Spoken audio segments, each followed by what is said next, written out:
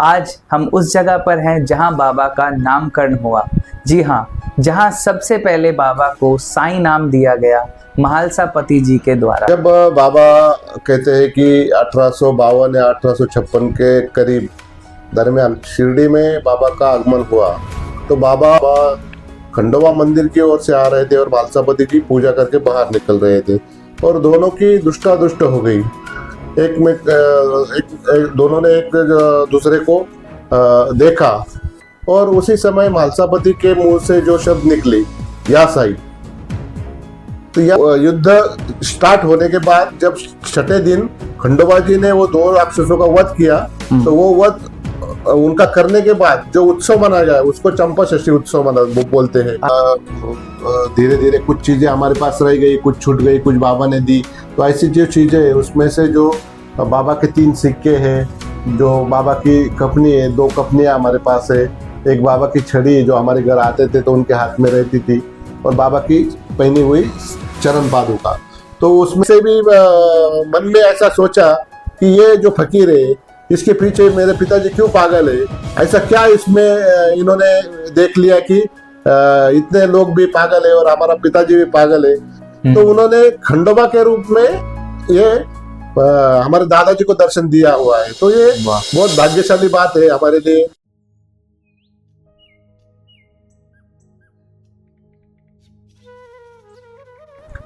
ओम साई राम। अर्चित the blessing of Sai में आपका फिर से स्वागत है। आज का वीडियो आप सबके लिए बहुत ही स्पेशल होने वाला है, क्योंकि आज हम हैं बाबा की उस पावन भूमि पे जिसे हम शिरडी कहते हैं, और आज हम उस जगह पर हैं जहां बाबा का नामकरण हुआ।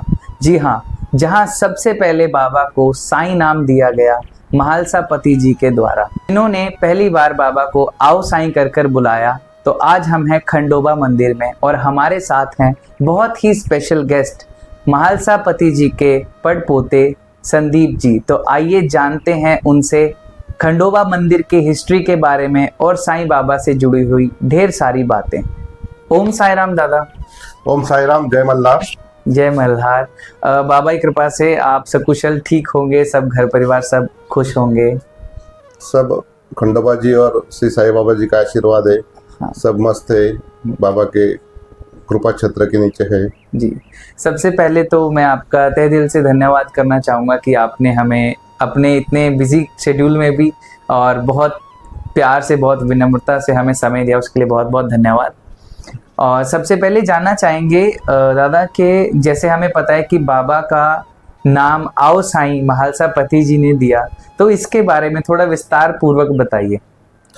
जब बाबा कहते हैं कि 1852 या 1856 के करीब दरमियान शिरडी में बाबा का आगमन हुआ, तो बाबा एक मुस्लिम परिवार था, चांद पटेल बोले, वो औरंगाबाद जिले के धूपखेड़ा गांव में से थे। उनके भांजे की शादी में बाबा बाराती बन के शिरडी में आए थे, और शिरडी में आने के बाद ये खंडोबा मंदिर जो है ये पहले से ही शिरडी में स्थित था। ये एक अंदाज से ये 250 साल पुराना मंदिर है, और ये खंडोबा जी शिव का अवतार है, और ये महाराष्ट्र का कुल देवता है और शिरडी का ग्राम देवता है। तो ये बाबा का जब शिरडी में आगमन हुआ तो जो बारात थी वो खंडोबा मंदिर के प्रांगण में ही उनका मुक्काम था। तो वो जब दूसरे दिन मॉर्निंग में बाराती सब उठे होंगे और उसमें बाबा भी बाराती बन के आए थे, तो बाबा खंडोबा मंदिर की ओर से आ रहे थे और महालसापति की पूजा करके बाहर निकल रहे थे, और दोनों की दुष्टादुष्ट हो गई। दोनों ने एक दूसरे को देखा और उसी समय महालसापति के मुंह से जो शब्द निकली या साई, तो या साई जो नामकरण हुआ, तो बाबा ने भी वही नाम स्वीकार किया कि मैं साई बाबा हूँ। तो उस दिन से बाबा ने अपनी पहली जो भी आइडेंटिटी थी, पहचान थी, वो किसी को बताई नहीं। महालसापति ने जो नाम रखा साई, वही बाबा ने धारण कर लिया, और बाबा भी लोगों को बोलने लगे कि अभी महालसा ने मुझे जो नाम दिया है साई, मैं साई बाबा हूँ। तो ऐसे ये बाबा का शिरडी आगमन का किस्सा था। और फिर महालसापति, काशीराम शिंपी और अप्पा जागली, ये तीनों मित्र थे। जी। तो उन्होंने फिर बाबा को द्वारका माई लेके गए, जहाँ पहले वो पुरानी मस्जिद थी, वहाँ पे बाबा का बसेरा उन्होंने किया और बाबा का रहने का स्थान उस समय से जो पुरानी मस्जिद थी वहाँ पे बाबा का निवास हो गया जी। और आज उसको द्वारका माई के नाम से जाना जाता है। जी। तो जैसे भैया द्वारका माई हम अभी जानते हैं और हमें जैसे पता है कि मस्जिद उस टाइम बहुत पुरानी थी और कहते खंडर जैसा था बिल्कुल, जी जी है बिल्कुल ना? बिल्कुल। तो मतलब उस टाइम कैसी दशा रही होगी उस मस्जिद की, मतलब जब बाबा वहाँ पे स्टे करते थे? वो तो पुराना खंडर जैसा ही था, तो ऐसा बोला जाता है कि वहाँ पे कोई एक अपना कारोबारी था जो बाहर से आके साड़ियाँ वगैरह बेचता था उस जी। समय में, तो वो वहाँ पे बसेरा करता था। अच्छा। फिर उसका वो जगह ऐसा ही खाली रहता था जब वो शिरडी नहीं रहता था, तो वही फिर वो धीरे धीरे बाबा के भक्त बने और बाबा ने भी धीरे धीरे उसको रूप बदल दिया। मतलब जिस तरह बाबा वहाँ रहने लगे, रोज साफ सफाई होने लगी, लोग भी आने जाने लगे, तो इससे उसका परिवर्तन अब आज हम देख सकते हैं कि द्वारका माई कितनी खूबसूरत बनाई हुई है ना? तो जैसा हम अभी द्वारका माई में आते हैं दर्शन के लिए और हम देखते हैं वहाँ पे जो धुनी है, वो उसके बारे में अगर आप थोड़ा डिटेल में और बताएं कि उसकी क्या महत्व है और कब से कितनी पुरानी धुनी है वो तो बाबा ऐसा उसमें तो कोई कब स्टार्ट हुआ ये तो कोई ऐसा जानकारी नहीं है, लेकिन जैसे ही बाबा शिरडी में आए, बाबा शिरडी में रहने लगे, तो बाबा ने अपने स्वयं हाथ से वो धुनी जलाई थी लोगों के दुख दूर करने के लिए, ऐसा बोला जाता है। और फिर बाबा तैयार जब शिरडी में रहते थे और जो भी बाबा के भक्त बाबा के दर्शन के लिए आते थे, बाबा से कुछ अपना पीड़ा बताने आते थे, तो बाबा उनको प्रसाद के रूप में वो जो धुनी थी उसमें से वो जो विभूति है वो बाबा को बाबा सब भक्तों को माथे पे लगाते थे और थोड़ा कोई लोग अपना वो ग्रहण भी कर लेते थे। तो ऐसा वो उदी का महत्व है। और उस जमाने में वो उदी के बहुत से साक्षात्कार भक्तों को हुए हैं और वो हम साई चरित्र में भी पढ़े हुए हैं। तो ऐसे वो उदी की महत्व है जी। तो दादा ऐसे ही उदी की महत्वता, जैसे हम जानते हैं कि उदी तो साक्षात संजीवनी है सभी साईं भक्तों के लिए, आपके जीवन में कुछ ऐसा हुआ जो उदी का साक्षात्कार, आपको उदी की महिमा लगे कि हाँ वाकई में बाबा की उदी है जो वाकई में संजीवनी है? तो जी जी बिल्कुल, बाबा के उदी ही बोले तो जब सब दरवाजे बंद हो जाते हैं तो हम भी वही समझो कभी बीमार गिरते हैं और उसमें से अगर परेशानियों में से बाहर नहीं आते हैं तो हम आखिरी पर्याय बाबा का विभूति का ही चुन लेते हैं और जैसे ही विभूति लेते हैं तो जो भी दिक्कत है वो कम होना शुरू हो जाती है। ये मेरे भी जीवन में साक्षात्कार हुआ है ऐसे बहुत बार कि जब भी कोई बीमार गिरता हूँ या फिर कुछ ऐसी मुश्किल घड़ियाँ आती है तो वो दवाई का काम वो उदी करती है। एक दादा बहुत से लोगों के मन में प्रश्न रहता है कि वो जैसे उदी यूज करते हैं जब बीमार होते हैं या कोई प्रॉब्लम आती है, वो लगाते हैं खाते हैं पर फिर कहते हैं यार हमारा तो काम नहीं बना, हमारे लिए तो काम नहीं करती है। तो उन लोगों के लिए आपका क्या जवाब रहेगा? तो ये तो क्या है कि बाबा ने बोला है कि श्रद्धा और सबूरी, जैसे हमारे मराठी में बोलते हैं कि तूप खाने से रूप नहीं आता, तो उसको कुछ समय लगता ही लगता है कि आपने जैसे ही उसको ग्रहण किया और आपके परेशानियां खत्म, ऐसा नहीं है, कभी नहीं होता, कभी नहीं होता है। तो श्रद्धा और सबूरी रखना उसके लिए जरूरी है और बाबा के ऊपर अटूट विश्वास होना भी जरूरी है। और बाबा ने अपने जीवन काल में सभी भक्तों को यही बताया है कि आपके कर्म के हिसाब से आपको जो आपके नसीब में है वो तो आपको लेना ही है, उसमें मैं भी कुछ इंटरफेयर नहीं कर सकता हूँ, मैं भी उसमें कुछ आपका ये नहीं कर, लेकिन आप श्रद्धा रखो और सब्र करो तो आपकी दिक्कतें 100% कम होगी। ये हमको भी विश्वास है और भक्तों को भी विश्वास है। तो श्रद्धा और सबूरी जो बाबा के मंत्र है उसको ग्रहण करना बहुत जरूरी है। बिल्कुल बिल्कुल। दादा मैं यहाँ पूछना चाहूंगा एक चीज, जैसे आपने भी बताया कि ये जो मंदिर है अपना खंडोबा जी का, ये 250 साल पुराना है, मतलब ये बाबा के आने से पहले भी बहुत सालों से था, है ना? तो जो महालसापति जी थे यहाँ के पुजारी थे, तो मैंने सुना है यहाँ पे एक जो फेस्टिवल होता है, पता नहीं उसको, आई एम सॉरी अगर मैं गलत बोलूँ, हल्दी फेस्टिवल मनाते हैं या क्या होता है, जिस उसके बारे में आप बहुत थोड़ा डिटेल में बताइए ताकि लोगों को जानकारी मिले। जरूर जरूर जरूर।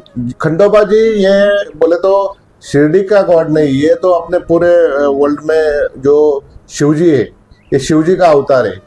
और आप जो हल्दी का फेस्टिवल बोल रहे हैं ना, तो ये एक्चुअली चंपा षष्ठी महोत्सव होता है।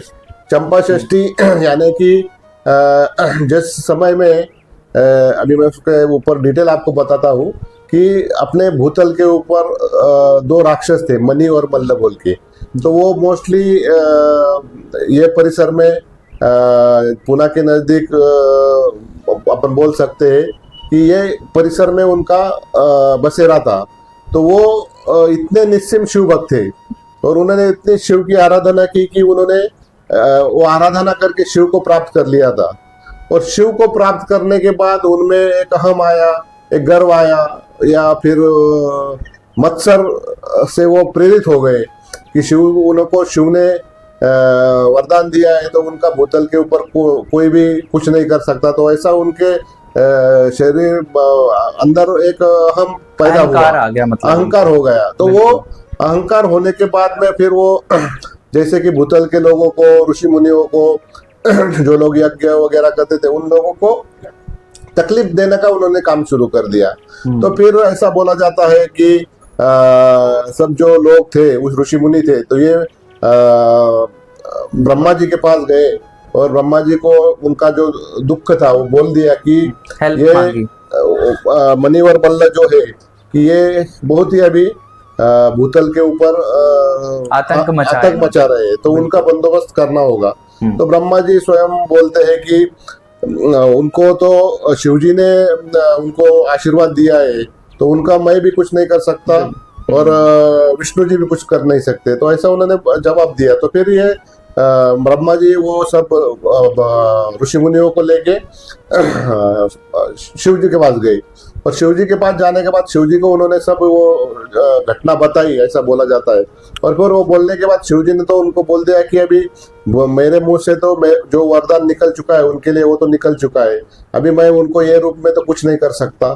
तो फिर उन्होंने ही फिर ब्रह्मा जी को बोला, जैसे अपन बोलते हैं कि गॉड, जनरेटर, ऑपरेटर और डिस्ट्रॉयर जी। तो जनरेटर ब्रह्मा जी है, ऑपरेटर विष्णु जी है और डिस्ट्रॉयर शिव जी है। तो वही माध्यम से फिर उन्होंने ही ब्रह्मा जी को बोला कि आप मुझे ऐसे ऐसे अवतार में भूतल के ऊपर भेजो और फिर उस अवतार में वो उनसे युद्ध करके उनका विनाश करूंगा। तो फिर ऐसी ये लीला घड़ी थी। वो पुणे के नजदीक जेजुरी बोल के इनका मूल स्थान है खंडोबा जी का। अच्छा। तो वो गढ़ है, जेजुरी गढ़ बोलते हैं हमारे इधर। तो वो गढ़ के ऊपर फिर वो सब लीलाएं उस समय में हुई। तो फिर शिव जी जो थे वो खंडोबा जी के रूप में प्रकट हुए, माँ पार्वती और माँ गंगा ये मालसा और बानाई के रूप में प्रकट हुई। विष्णु जी उनके प्रधान बने। तो ऐसे ये लीला वो जेजुरी जो गढ़ था वहाँ गढ़ पे ये घटी, ऐसा बोलते हैं। और फिर वो कुछ समय उनसे समझा के पहले तो बहुत प्रयास किया लेकिन वो नहीं समझे। तो फिर खंडोबा जी और वो मनी और मल्ल थे, उनकी जो सेना थी, इसमें युद्ध हुआ। तो ये युद्ध मार्गशीर्ष महीना होता है मराठी में जी। तो वो मराठी महीने में फर्स्ट को वो युद्ध स्टार्ट हुआ और षष्ठी को वो खत्म हो गया, बोले तो 6वें दिन। अच्छा। वो खत्म हो गया। तो वो युद्ध स्टार्ट होने के बाद जब 6ठे दिन खंडोबा जी ने वो 2 राक्षसों का वध किया, तो वो वध उनका करने के बाद जो उत्सव मनाया गया उसको चंपा षष्ठी उत्सव बोलते हैं। अच्छा। तो वो 2 राक्षसों का वध था, तो ऐसा माना जाता है। तो वो वध करने के बाद फिर भक्तों ने ये सब एक तरह से फेस्टिवल बनाया जी। और जैसे आप बोलते थे कि वो हल्दी, तो हल्दी का वही कि जब ये युद्ध होने के बाद भगवान इतने क्रोधित हो गए, इतने बोले तो एग्रेशन में थे, तो वो शांत नहीं हो रहे थे। तो उनके ऊपर दही डाला, तूप डाला, ऐसा बहुत से जो अपन अभिषेक करते हैं वो चीजें उनके ऊपर डाली, लेकिन भगवान शांत होने का नाम नहीं कर रहे थे। फिर किसी भक्त ने बोला कि उनके ऊपर हल्दी डालो, तो जब ओके। उनके ऊपर हल्दी का अभिषेक किया गया तो भगवान शांत हो गए। शांत। तो इसलिए वो हल्दी को महत्व है कि ओके। उस कारण से जो खंडोबा के लिए जाते हैं, खंडोबा दर्शन के लिए जाते हैं, या जिधर भी महाराष्ट्र में खंडोबा के जो मंदिर। दली भंडार होते हैं, वह कार्यक्रम होता है, वहां पे खंडोबा के ऊपर हल्दी फेंका जाता है, उनको हल्दी चढ़ाया जाता है। तो वो मानते हैं कि लोग कि हल्दी डालने से भगवान खुश रहते हैं, शांत रहते हैं। तो ऐसा वो हल्दी का और चंपा षष्ठी का महत्व है। तो वो उस समय से आज चल रहा है, आज भी खंडोबा मंदिर में वो त्योहार होता है। और बहुत सुंदर संदीप भैया, आपने जिस तरह से मेरे मन के साथ साथ बहुत से साईं भक्तों के मन में ये क्वेश्चन होगा हल्दी उत्सव को लेके, तो आपने क्लियर किया। और अभी हम जैसे कि ये देख रहे हैं मंदिर के प्रांगण में एक जो ये एक खड्डा सा है जिसमें कोयला है, और इसके बारे में थोड़ा बताइए कि ये क्या चीज़ है और इसकी क्या महत्वता है। वो अग्निकुंड है, वो म्हालसापति द्वारा वो ट्रेडिशन एक खंडोबा मंदिर में उस समय से हो रही है। उसका डिटेल तो हमारे पास कुछ नहीं, लेकिन म्हालसापति के समय से हमारे जानकारी में कि म्हालसापति के जानकारी समय से वो जो ट्रेडिशन है वो चल रहा है। तो वो ट्रेडिशन ऐसा है कि खंडोबा जी ने मनिवर मल्ल का वध किया। तो वध करने के बाद उनको ऐसा लगा कि मैंने ठीक है, वो राक्षस प्रवृत्ति के थे, उनका वध किया, लेकिन वो Guilt feel हुआ। शिव जी के रूप में उनके भक्त थे और उन्होंने इतनी आराधना की थी कि उन्होंने शिव जी को प्राप्त किया था। तो वो उनके प्यारे भक्त, शिव जी के प्यारे भक्त थे। तो उनको ऐसा लगा कि एक तरह से मैंने उनका विनाश करके मेरे से पाप हुआ है। तो वो पाप शमन करने के लिए ऐसा बोला जाता है कि खंडोबा जी ने वो अग्नि परीक्षा दी थी। तो उस समय में खंडोबा जी ने खुद अग्नि पे से चल के लिया था कि मेरे हाथ से मेरे भक्तों का वध हुआ है। तो वो प्रायश्चित करने के लिए वो ट्रेडिशन उन्होंने रखी थी। और एक उसमें से उनको कुछ जो पाप उनसे हुआ था तो वो उसमें से प्रायश्चित मिले, इसलिए उन्होंने वो कर लिया था। वही ट्रेडिशन आज भी खंडोबा मंदिर में जो अग्निकुंड है, तो वहां पे चंपा षष्ठी के मध्य रात्रि जो आखिरी दिन होता है, जैसे माता जी के नवरात्र होते हैं, जैसे खंडोबा के 6 रात्र होते हैं, षडरात्र उसको बोलते हैं। तो वो उस दिन चंपा षष्ठी के दिन रात को वो अग्निकुंड करीबन 1 से 1:30 बजे के दरमियान उसको अग्नि प्रज्वलित करते हैं। उसका विधि अनुसार पूजा अर्चा होता है। खंडोबा के जो वारकरी रहते हैं, वागे रहते हैं, वो उनका पूजा अर्चा करके उसको प्रज्वलित करते हैं। फिर वो कम से कम 1 से 2 घंटे वो प्रज्वलित होता है। उसमें 2 फीट बाय 14 फीट का कोयला जलाया जाता है। और वो पूरा जलने के बाद उस समय में म्हालसापति जी वो कोयले में से खुद को चल के लेते हैं कि अपने जीवन में भी अपने से कुछ भूल चूक पाप होते हैं, ऐसी मान्यता है। तो वो उससे अपने को मुक्ति मिलती है, ऐसा बोला जाता है। तो वो ट्रेडिशन भी आज खंडोबा मंदिर में चल रहे हैं। जैसे म्हालसापति ने सबसे पहले अग्नि में से चलते थे, फिर उसके बाद हमारे दादाजी मार्तन बाबा वो चलते थे, फिर उनके बाद हमारे पिताजी मनोहर जी वो चलते थे, उसके बाद अभी हमारे बड़े भाई दीपक जी है वो अग्नि पे से चल के शुरुआत होती है। और फिर उसके पीछे अनेक भक्तजन वो अग्नि पे से चल के लेते हैं कि अपने जीवन में जो कुछ गलत चीजें पाप अपन बोलते हैं तो वो चीजों का नाश हो, इसलिए वो चल के लेते हैं। और बहुत से भक्तों का मानना है कि उसमें से चलने के बाद हमको हमारी मनोकामना पूरी होती है। तो ऐसा वो ट्रेडिशन है। अच्छा, मतलब ये बाबा के टाइम पे भी था? जी बिल्कुल, बाबा के पहले से ही वो ट्रेडिशन था जी, हाँ। लेकिन बाबा का आशीर्वाद लेके ही म्हालसापति वो ट्रेडिशन फिर अच्छी तरह से मनाने लगे। तो साक्षात बाबा भी उस समय में यहाँ पे जरूर हाजिर रहते होंगे, ऐसा हमारा मानना है। जी बिल्कुल, क्योंकि आज तक जितने भी साल से, अभी मेरा भी समझो 46 ईयर का उम्र है, और म्हालसापति को आज समझो जाके 100 प्लस ही हो गया। 100 प्लस बोल दो, 104 साल उनको भी हुए। तो वो साल से वो ट्रेडिशन है। और आज तक कोई ऐसा दुखद घटना यहाँ पे दिखी नहीं कि किसी का पैर जल गया और उसको उसमें से तकलीफ हुई, ऐसा कभी आज तक मतलब ऐसा होता ही नहीं है, हुआ ही नहीं, आज तक तो नहीं हुआ है। बहुत सुंदर। और जैसे दादा आप अभी बैठे हैं और आपके पीछे जो तस्वीर है बहुत ही सुंदर तस्वीर है बाबा की, इसमें कौन, जैसे महालसापति जी हैं और कौन है साथ में, आप थोड़ा बताएं इनके बारे में। बाबा के जो ओरिजिनल फोटो है, मूल फोटो है, वो बहुत कम है, उसमें से ये एक फोटो है।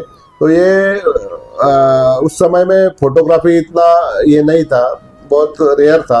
तो कभी कभार बाहर से कोई फोटोग्राफर, कोई डिवोटीज लेके आते थे, तो उनके माध्यम से निकल गया ये चित्र है। और वो बाबा है, बाबा के बाजू में मालसापति है, और बाबा के गोद में जो बेटा है, वो मालसापति के बेटे मार्तंड वो है। तो मार्तंड बाबा भी मेरे दादाजी है, उनको भी अच्छा। बाबा के साथ जब बाबा ने समाधि ली तो उनका उम्र 27 से 28 साल का होगा, ऐसा जानकारी है हमारे में। तो उन्होंने भी बाबा की बहुत सेवा की है।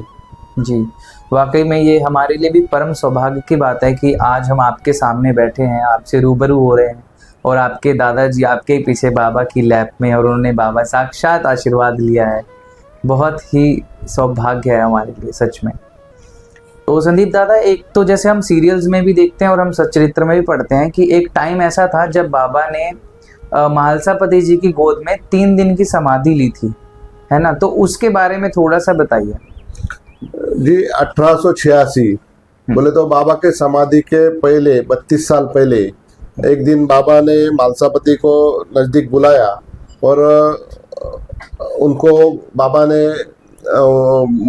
एक आदेश किया, या फिर उनको एक जिम्मेदारी दी कि मालसा, मैं 3 दिन के लिए ब्रह्मांड जा रहा हूँ, तो मैं 3 दिन के लिए मेरे शरीर में नहीं रहूँगा, तो मेरे शरीर का रक्षण तुझे करना है। अगर मैं 3 दिन के बाद शरीर में न लौटूं तो द्वारका माई में ही उन्होंने एक जगह चिन्हित की थी, वो जगह में मुझे दफना देना, ऐसा बाबा ने साक्षात मालसापति जी को बोला था। और फिर जैसे ही मालसापति के गोद में बाबा ने सर रखा और उनके शरीर में से प्राण निकल गए। तो वो जो प्रसंग था वो 1886 में हुआ था। तो वो 3 दिन में बहुत सी मुश्किलें आई, बहुत से। फिर पहला दिन तो कुछ लोग बोले कि बाबा समाधि में है, या बाबा ध्यान कर रहे हैं, ऐसा छोड़ के। तो पहले दिन के लिए तो पहले दिन में तो इतना कुछ बवाल नहीं हुआ, लेकिन देखिए दूसरे और तीसरे दिन बहुत सा बवाल हुआ कि फिर हर जगह आजू बाजू में एक मैसेज गया कि बाबा मर गए, बाबा अभी नहीं रहे। तो बाबा के जो भक्त थे वो भी सब जमा हो गए, लेकिन मालसापति उनके बाबा के जो शब्द थे उनके ऊपर अटल थे कि बाबा ने उनको बोला है कि मैं 3 दिन के बाद वापस आऊंगा। तो फिर उसमें जो बाबा के विरोधी कुछ लोग थे उन्होंने भी पुलिस बुलवा ली, कलेक्टर को भी बुलवा लिया कि अभी ये फकीर मर चुका है, तो इनका अंत्यविधि आगे का जो क्रियाक्रम होता है वो करना चाहिए। लेकिन मालसापति ने उनको विरोध किया। फिर जैसे मालसापति के साथ जो भी भक्त थे उन्होंने भी बहुत तीव्र विरोध किया कि हम ऐसा नहीं होने देंगे। फिर इसमें ऐसे झगड़े में 2 दिन तो बीत गए थे, और फिर आखिरी दिन था। तो फिर जब वो यहाँ के तहसीलदार थे वो भी आ गए कोपरगांव से, तो उन्होंने भी फिर बोला। तो फिर सब भक्तों ने उनको बोला कि अभी कुछ ही समय रहा है, तो हमको उतना मोहलत दो कि हम उस समय तक बाबा के आने की राह देखे। अगर बाबा नहीं आते हैं तो अपन अगला क्रियाक्रम कर सकते हैं। तो फिर वो समय खत्म होने से पहले ही जैसे धीरे धीरे बाबा के शरीर में प्राण वापिस आ गए, और सब भक्त चिल्ला उठे, बाबा का जय घोष करने लगे। तो वो जो प्रसंग था और वो निष्ठा, वो सेवा जो मालसापति की थी वो खरी उतरी, और बाबा ने दिया हो उनको वो जिम्मेदारी उन्होंने निभाया। 3 दिन तक मालसापति अपने जगह से हिले भी नहीं, और उन्होंने बाबा की जो बोली थी उसको खरा किया। और उन्होंने उनको इतना अटूट विश्वास था कि उनको पता था कि बाबा ने शब्द दिया है तो बाबा जरूर आएंगे। तो उन्होंने भी अपने जो कर्म था, अपना ड्यूटी था, उसमें से ये नहीं किया, स्किप नहीं किया, और उन्होंने वो पूरा 3 दिन बाबा के शरीर को संभाले रखा। और फिर बाबा जैसे ब्रह्म मुहूर्त के ऊपर बाबा के शरीर में वापस प्राण आ गए, तो सब अचंभित हो गए। ये कोई साधारण घटना नहीं है। अगर मालसापति उसके कर्म में चूक जाते थे तो बाबा का और भक्तों का जो मिलन था वो 1886 में ही खत्म हो जाता था। तो ऐसे महान भक्त म्हालसापति, जी। उनके परिवार में हमारा जन्म हुआ है, तो हम बहुत खुद को भाग्यशाली मानते हैं जो बिल्कुल। साक्षात भगवान के साथ खाया पिया सोया। यदि सोते तो बाबा के साथ थे, है ना, तात्या जी। जी और म्हालसापति जी और साईं बाबा, ये तीनों जैसे पैर जोड़ के हम देखते हैं चित्रों में भी, आपके बाहर मंदिर में भी शायद ये पिक्चर जी, लगी जी, जरूर, कि जरूर। बाबा ऐसा तो सोने का तरीका वैसा था। हाँ। सोना बोले तो बाबा सोने नहीं देते थे। बाबा आधी बारी बोलते थे कि कुछ समय तात्या जगा रहेगा, कुछ समय मालसा जगा रहेगा, और बाबा जी। आध्यात्मिक चर्चा उनसे करते थे। तो वो उनकी लीला बाबा को ही मालूम है। बिल्कुल। जैसे अभी देखो हमने बात की बाबा के इतिहास की, और वहाँ भी बाबा के विरोधी थे बहुत से लोग, है ना। तो आज के टाइम में भी बहुत से बाबा विरोधी लोग, मतलब मैं तो कहूँगा वो सब अज्ञान है, कहीं ना कहीं वो भी साईं भक्त ही हैं, पर वो ना माने वो बात अलग है। लेकिन आज भी भ्रांति के लोग बाबा को लेके कुछ गलत विचार फैला रहे हैं या गलत चीजें बोलते हैं, तो उनके लिए आपका क्या मैसेज रहेगा? नहीं, जो लोग भी बाबा के बारे में जो ऐसी गलत बातें करते हैं वो अज्ञान लोग हैं।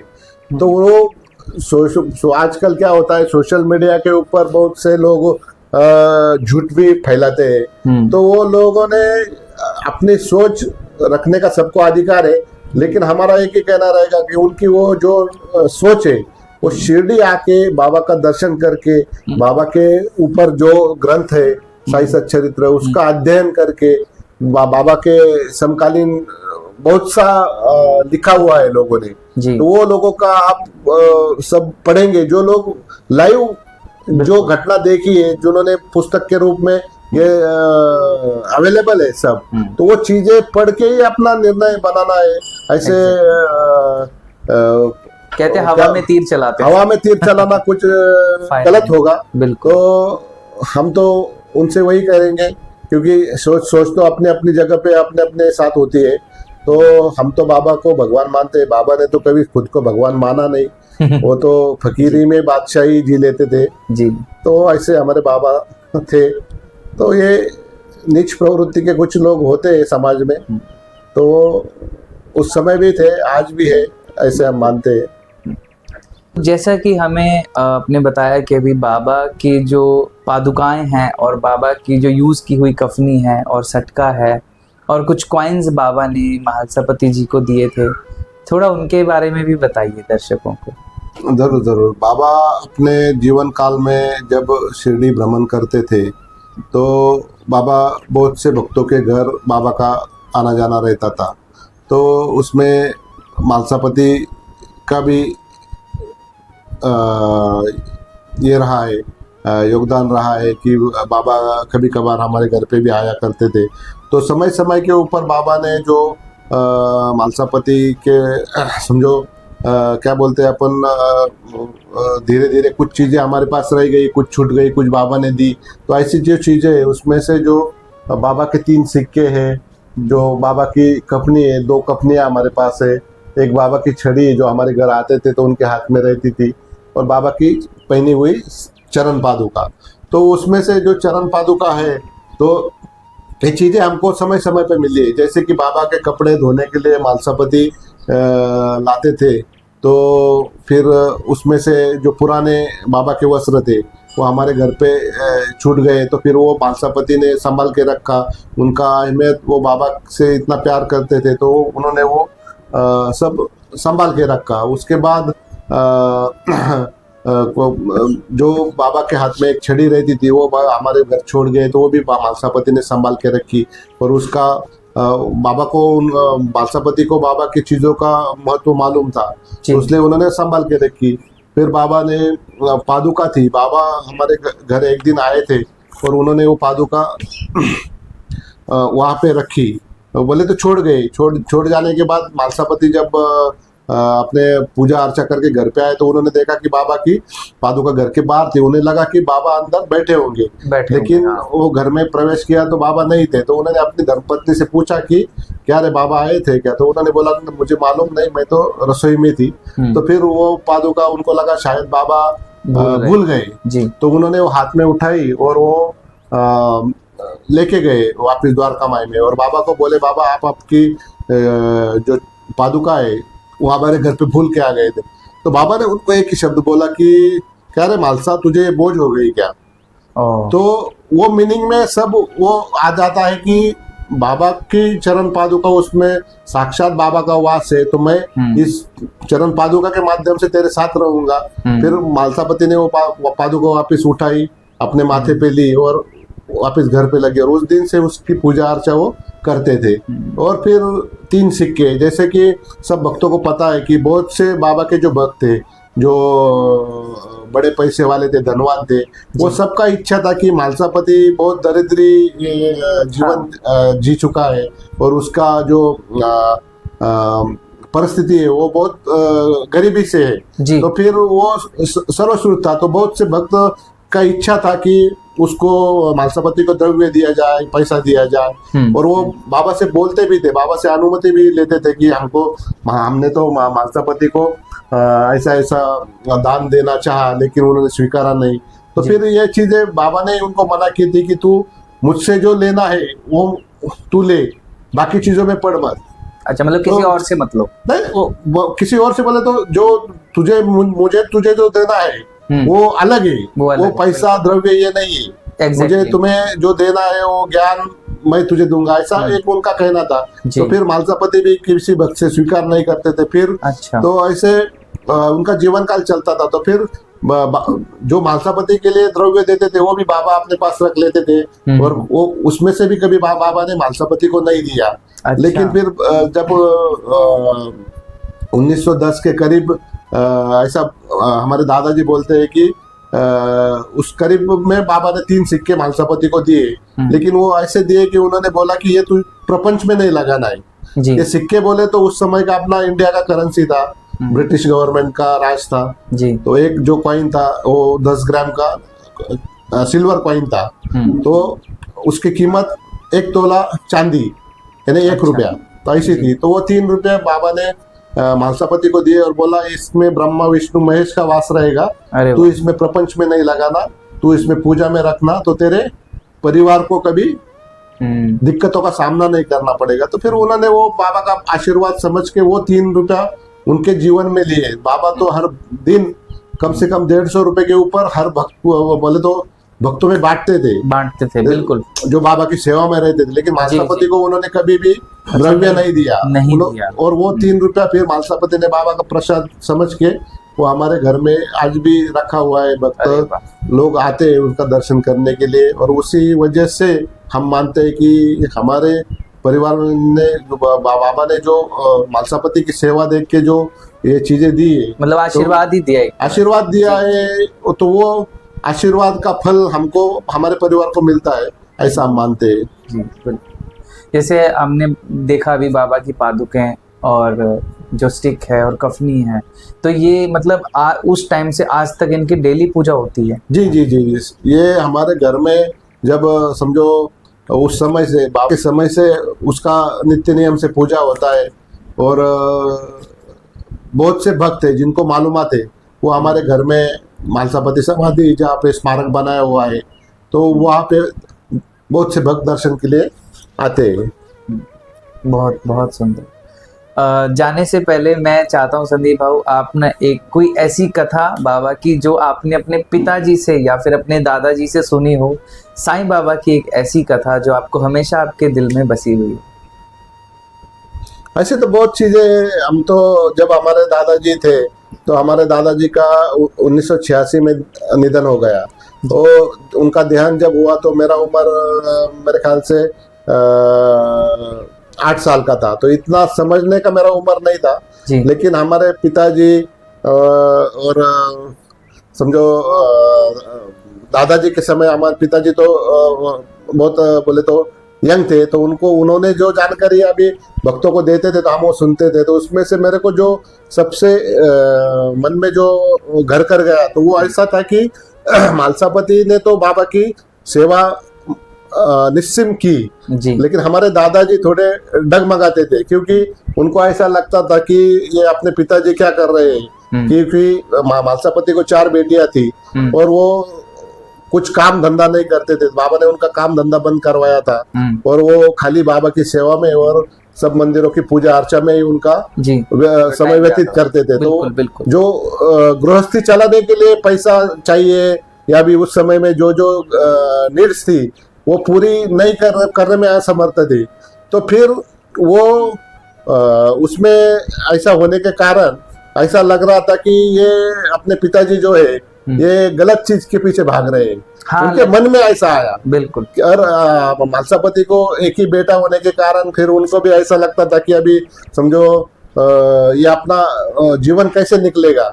जी तो फिर वो बाबा को थोड़ा कोसते थे कि फिर वो मन में ही ये तो कि बाबा को भी मालूम नहीं या मालसापति को भी मालूम नहीं, उन्होंने किसको वो व्यतीत नहीं किया था, लेकिन उन्होंने जैसे भी मन में ऐसा सोचा कि ये जो फकीर है इसके पीछे मेरे पिताजी क्यों पागल है, ऐसा क्या इसमें इन्होंने देख लिया कि इतने लोग भी पागल है और हमारा पिताजी भी पागल है, तो ऐसे कुछ चमत्कार वो करे कि मेरा भी मन उनके ऊपर आ जाए, मेरा भी जो आस्था है उनके ऊपर आ जाए। तो ऐसा हमारे दादाजी ने हमारे बोले तो भक्तों को बोलते थे कि मैंने जब ऐसा मेरे मन में सोचा कि क्या है ये बाबा में क्या है, तो साक्षात बाबा ने उनको खंडोबा की मूर्ति से बाहर निकलते हुए दर्शन दिया था। तो ये मेरे जीवन में मेरे को बहुत सा ऐसा ये लगता है कि देखो कि उन्होंने तो कभी जायज नहीं किया, लेकिन उनके मन में वो था कि बाबा के विषय में कि बाबा कौन है, क्या है बाबा का सच्चाई, लोग क्यों इतने पागल है। तो उन्होंने खंडोबा के रूप में ये हमारे दादाजी को दर्शन दिया हुआ है। तो ये बहुत भाग्यशाली बात है हमारे लिए, और एक बोले तो उसको बयान नहीं कर सकते। तो बाबा उस काल में जो बोलते हैं कि जिस भक्त जो भगवान को मानते थे उनके रूप में दर्शन दिया है, इसीलिए बाबा को ब्रह्मांड के नायक कहा जाता है, ऐसा मेरा मानना है। जी, तो संदीप भाऊ बहुत बहुत शुक्रिया, आपने हमें इतना वक्त दिया और बाबा की बहुत सी रोमांचक बातें दर्शकों तक पहुंचाई, उसके लिए ढेर सारा शुक्रिया तहे दिल से। मैं चाहता हूं जाने से पहले आप सभी साईं दर्शकों के लिए और साईं भक्तों के लिए एक मैसेज देना चाहते हैं, वो दीजिए।